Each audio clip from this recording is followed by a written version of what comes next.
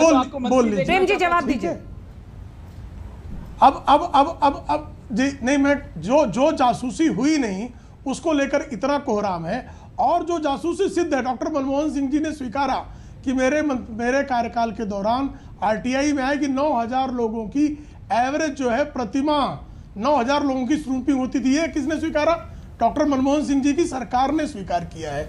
ये सत्य है, सबके सामने है कि पी चिदम्बरम गृह मंत्री थे, उनकी फाइनेंस में इंटरेस्ट हुआ करता था, वित्त मंत्री बनना चाहते थे। प्रणब मुखर्जी जी वित्त मंत्री थे, उनके कार्यालय की बगिंग की गई है, सबके सामने है।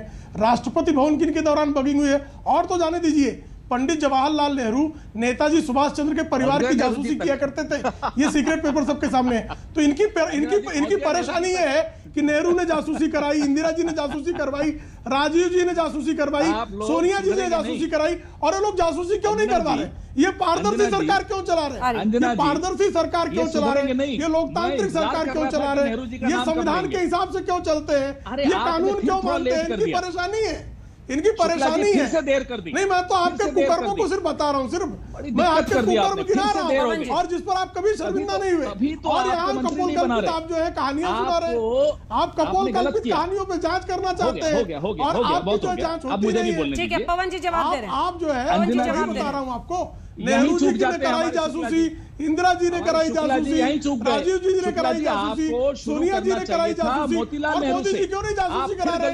यही इनकी परेशानी है। लेट हो जाओगे तो मंत्री नहीं बन पाओगे, यहीं तो चूक जाते हो। मोतीलाल नेहरू से शुरू करिए, उन्होंने किसकी जासूसी की, तब तो आपकी चंदा मामा अच्छी चलेगी। ये चंदा मामा की कहानियां अपने घर में बच्चों को जाके सुनाइए। अब सुन लीजिए, शांति से सुन लीजिए, बहुत हो गया, बहुत हो गया, सुन लीजिए, बहुत हो गया। ये राहुल गांधी बने घूम रहे हैं ना कहानी, थोड़ा इनका ज्ञान बढ़ेगा। नेहरू जी ने वो कर दिया। अरे अभी मोदी जी और अमित शाह ने गुजरात में किसकी जासूसी कराई थी, बताओ किया था?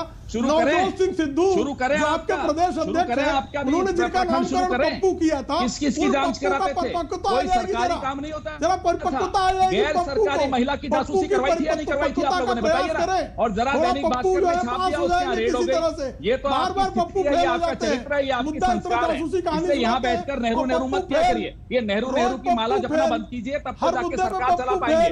सुबह से रात तक नेहरू नेहरू राहुल गांधी करते रहते हैं, ऐसे सरकार चलाओगे? किस तरह से नेताजी सुभाष चंद्र बोस के परिवार की जासूसी कराते थे, जिस तरह के व्यक्ति थे, ये सबके सामने है। मैं आ रही हूं आप दोनों के पास में। अनुराग भदौरिया जी, सरकार चलाना सीखोगे। ये जो माला, अनुराग भदौरिया जी, 8 बार नेहरू नेहरू, देखिए एक टेक्निकल तो मामला फंसा है ना, क्योंकि अगर जिस एमनेस्टी की तरफ से ये तमाम लिस्ट सामने रखा गया, एनएसओ से उसका कनेक्ट नहीं बैठ पा रहा है, वो पेगासस ऐप डाउनलोड हुआ या उसके जरिए ये स्पाईवेयर डाला गया, यही एस्टैब्लिश नहीं हो पा रहा है। अब उसमें तो फिर आपको जो जो कहना है, जहां जहां तीर मारने मारिए।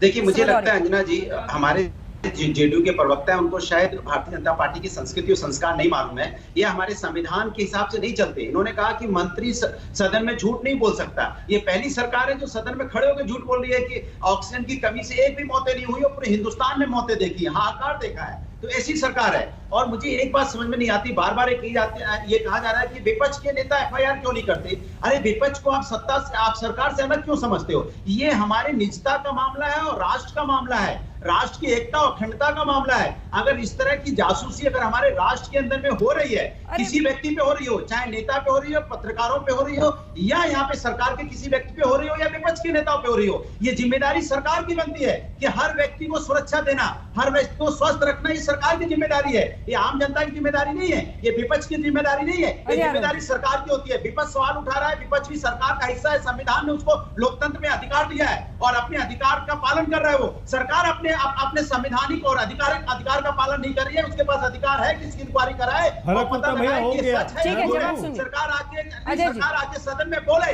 सरकार बताए कि नहीं हमारे देश के सभी लोग सुरक्षित हैं,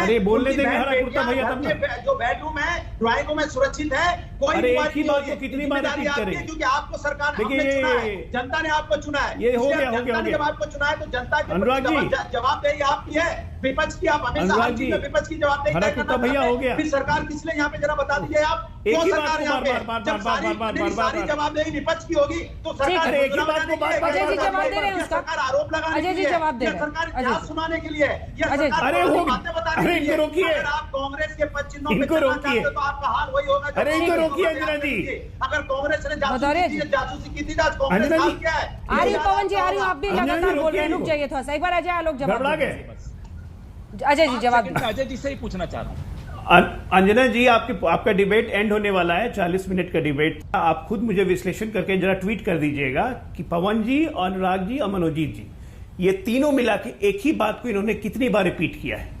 ये प्रूफ करता है कि एक आदमी की समझ के पीछे पूरा विपक्ष पागल हो गया है। इन लोगों को ऑब्सेसिव कंपल्सिव न्यूरोसिस की बीमारी हो गई है, जिसमें एक ही बात को बार बार रिपीट किया जाता है और कोई भी चीज तार्किक नहीं कर रहे हैं। संसद के अंदर सरकार झूठ बोलती है, राज्य सरकार ने दिया, वो सरकार ने रखा तो सरकार झूठ बोलने लगी।